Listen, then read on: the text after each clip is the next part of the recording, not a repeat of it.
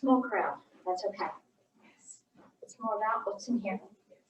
Before I start, I just want to say, the last year for so many people has been horrendous. As I just said in front of my sister, so many people didn't get to have a funeral. They didn't get to say goodbye. And that's a really horrible thing. So I'm grateful that we're able to do this today. And all I can say is for the people who didn't believe in the virus or, thought it was a hoax or all that stuff, it's not. It's very real. And a lot of people have lost people that they love so much. So, it's not that hard to wear a mask. It's not that hard to keep a little distance or use some hand sanitizer, tell your friends, even the ones that are kind of reluctant, now when you go, you can say you know somebody. If you knew me, you know somebody who lost somebody to COVID-19.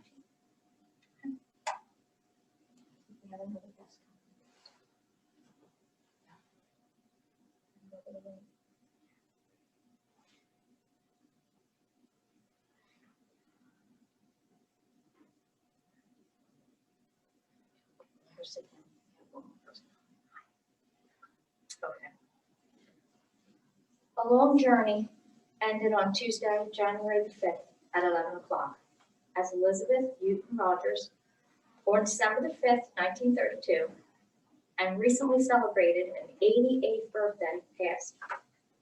She was born in Ralston, Pennsylvania, to Alex and Anna. Her father, a coal miner, her mother caring for 8 children, mom being the 6th one. She was a great student in school. She skipped the 6th grade. She was so smart. She skipped 6th grade. She lost her friends and had to make new friends by jumping a grade. But she ended up graduating at 17 in 1949. Hard to get a job.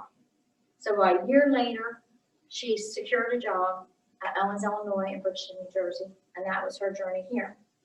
She worked there for 10 years as a model packer on C shift. Elizabeth, Liz, had 2 daughters. My sister Betty Ann in 1956 and me in 1959, a year after marrying William Edwin Rogers on December the 6th, 1958. She then became a stay-at-home mom and finished her working at Owens as of 1960. She and daughter Terry Lynn spent almost every Christmas and several weeks each summer visiting her mom and my sister Betty Ann. Those were our summer and our Christmas vacations at the time. Liz loved to garden, both in New Jersey, as she gave tomatoes, cucumbers, and things to all the neighbors on Ewing Street and Burlington Road where we lived. And she liked to garden as well in the summer when she visited her mother. One summer, when we were there, her mother got stung by a wasp while they were planting onions. Within about a minute, Mom laughed. Within about a minute, Mom got stung by a wasp too. And my grandmother said to her, that wasp came back for you after it stung me. It came to get you as well. GPS signal lost. Betty and I enjoyed staying up late at night and watching horror movies with Mom. And one night we pulled an all-nighter. We stayed up because Prince Charles and Prince Diana were getting married. The problem was, at that time, there wasn't a lot of social media, and we weren't quite sure what time that wedding was going to start. So instead of going to bed and trying to get up in time to see them, we just stayed up all night. And considering that wedding didn't happen until about 9 or 10 o'clock the next morning, it was a very long nighter, but we were guaranteed not to miss the thing. The late nights we had, we used to sleep together. My mom, my sister, and I would crawl in the same bed and sleep late after we stayed up those nights. They were all of our vacations. After my dad passed in 2008, Liz, my mom, moved in with David and I. And David said to my mom, Mother, as he called her, you need to make some real vacation memories. She loved airplanes, and that meant more to her sometimes, I think, than the places that we took her. She was more excited to go down to Concourse and get on an airplane. But anyway, she went on 7 cruises, a bus trip to Salem, Massachusetts with me for Halloween because that's my favorite holiday, because also my uncle was born on that day and my Aunt Virginia Harper. She did 2 mother-daughter trips to Las Vegas and 1 to Key West with my sister and I. And the last final trip she took was to Key West for a long girls' weekend with me in 2019. She was somewhat confused by then. It was a little hard taking her on that trip, but I was able to take her to some bars and she had a couple beers and we had a really good time.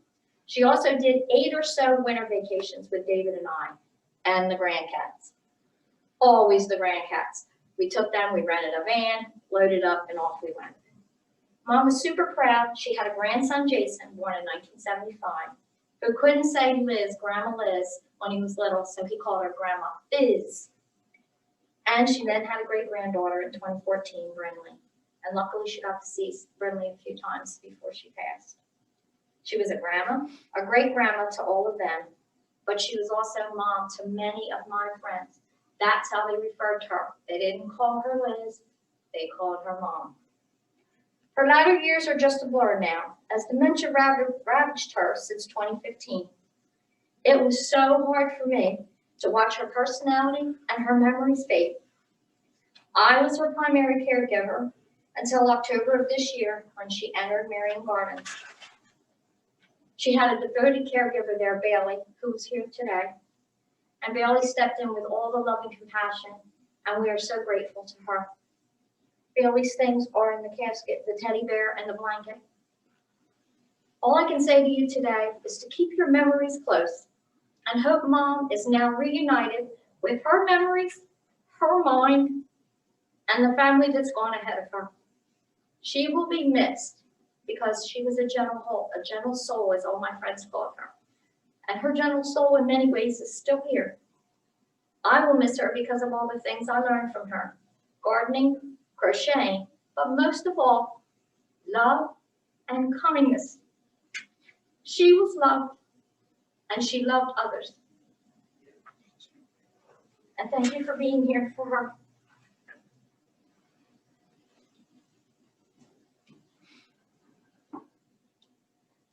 Yeah, David, you're gonna have to move that to get lower.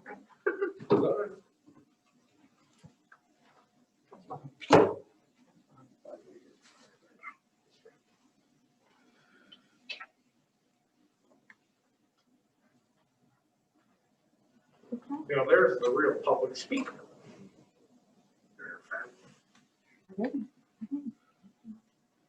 Thank you for coming, for being here today. I'm going to try my best to conduct what would be a service under normal circumstances with the help of Freitag Funeral Home here. So, probably would help if I took that on.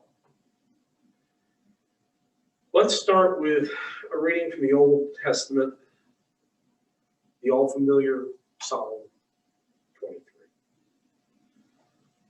The Lord is my shepherd, therefore can I lack nothing. He shall feed me in a green pasture and lead me forth beside the waters of comfort. He shall convert my soul and bring me forth in the paths of righteousness for his name's sake. Yea, though I walk through the valley of the shadow of death, I will fear no evil. For thou art with me, thy rod and thy staff comfort me. Thou shalt prepare a table before me against them that trouble me. Thou hast anointed my head with oil, my cup shall be full. Surely thy loving kindness and mercy shall follow me all the days of my life. I will dwell in the house of the Lord forever. One more reading to come, but let's just take a moment. And Terry shared her eulogy. Let me just share some thoughts myself, because as Terry had said, I was blessed and honored to have Mother in our home for 12 years. I remember when her father was passing, his deathbed, he called Terry and I over, and he made us pledge that we would take care of him. The fact is that we had already planned that years in advance. We knew that was the way it was going to be. I refer to her as mother for one basic reason. You know, they always say that you only have one mother. Not true. I was lucky enough to have two. The woman who bore me, the woman who raised me, who I love to this day, and always will. But on June 30th, 1990, I was blessed to marry into the Rogers family. Truth be told, almost didn't happen. I won't bore you with the details, but let's just say that a Trekkie came into my life and Second time around. it interrupted it, but the right thing eventually happened. And what I would always tell Liz is she would thank me for this thing, that thing. And I would always say, no, mother, thank you. Thank you because you gave me Terry. The biggest blessing I have ever had in my life. I have been amazed by what Terry has done, not just in the last few years as dementia claimed this blessed soul, but just by the way I saw how they interacted. It was something to behold, it really was. The love that Terry and Liz had for each other transcended the typical mother-daughter relationship. These people, they have been, they will always be best friends.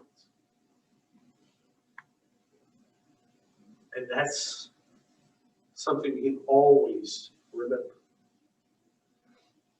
You all have your own memories of Liz.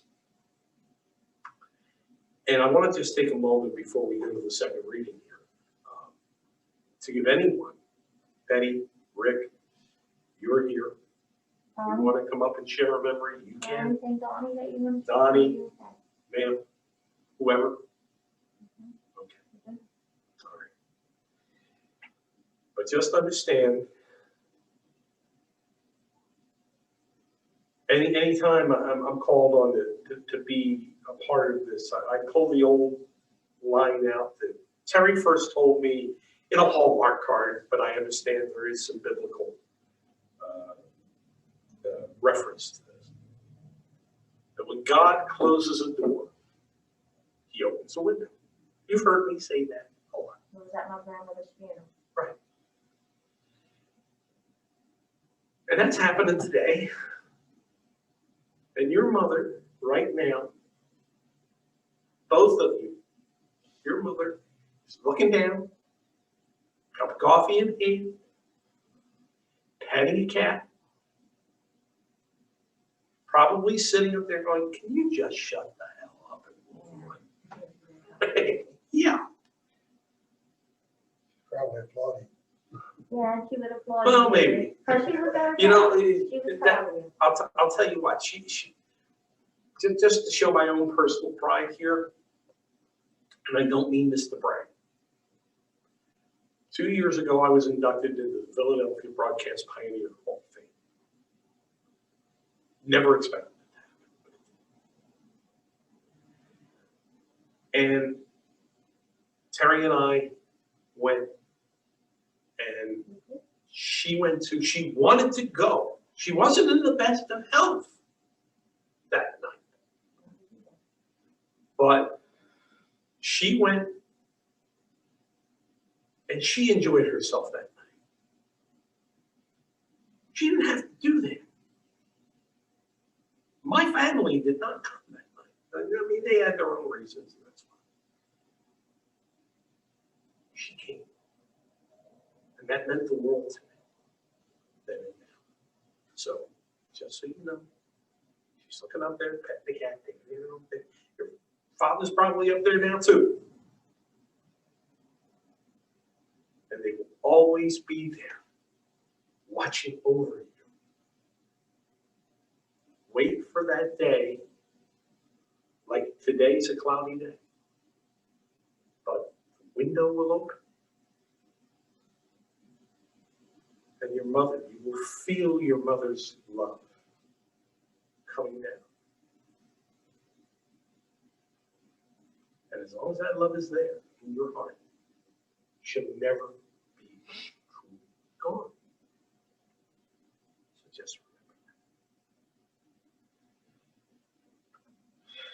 Let's wrap it up then with a reading from the Gospel according to St. Matthew. Blessed are the poor in spirit, for theirs is the kingdom of heaven. Blessed are they that mourn, for they shall be comforted. Blessed are the meek, for they shall inherit the earth. Blessed are they who do hunger and thirst after righteousness, for they shall be filled. Blessed are the merciful, for they shall obtain mercy. Blessed are the pure of heart, for they shall see God. Blessed are the peacemakers, for they shall be called the children of God. Blessed are they who are persecuted for righteousness' sake, for theirs is the kingdom of heaven. Blessed are ye when men shall revile you and persecute you, and shall say all manner of evil against you falsely for my sake. We're going to do this again at the gravesite, but I think because this was her favorite prayer. Even when she lost her memory, Even- every night right. she still said this in bed. So this stayed in her mind when she was at home. The one prayer that is universal for all of us. Our Father, who art in heaven, hallowed be thy name. Thy kingdom come, thy will be done on earth as it is in heaven. Give us this day our daily bread, and forgive us our trespasses, as we forgive those who trespass against us. And you're not going to believe this, but I forget the rest. Lead us not into temptation, but deliver us from evil. For thine is the kingdom, and power, and the glory, now and forever.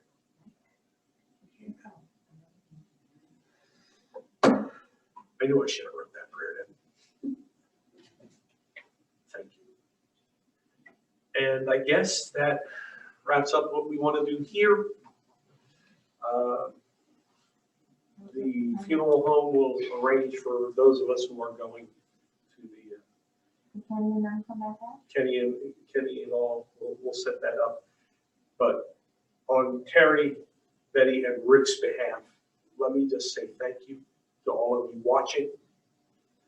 To those of you who are here, know that Liz loves you all. And again, just like I told Terry, we'll keep the love here.